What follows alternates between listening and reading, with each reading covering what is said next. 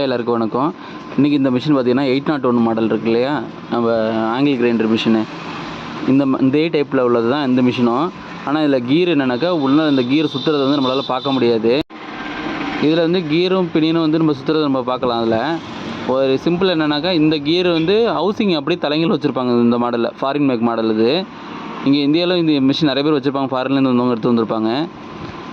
இந்தமாரி மிஷின் இந்தமாரி கீர் டைப்பில் ஓடிட்டுருக்கிறது வந்து மேக்ஸிமம் யாரும் பார்த்துருக்க மாட்டோம். நானும் ஃபஸ்ட் டைம் தான் பார்க்குறேன். அதை கான்செப்டில் தான் இந்த சாதா 801 ஓடிட்டுருக்கோம். இதேமாரி தான் ஓடும். அது நம்மளுக்கு இதை வெறும் நம்ம பார்க்க முடியாதுங்கிறதுனால தான் இது வித்தியாசமாக தெரியுது. மற்றபடி ரெண்டு சேம் கான்செப்ட் தான் ரெண்டு ஓட்டுறதும்.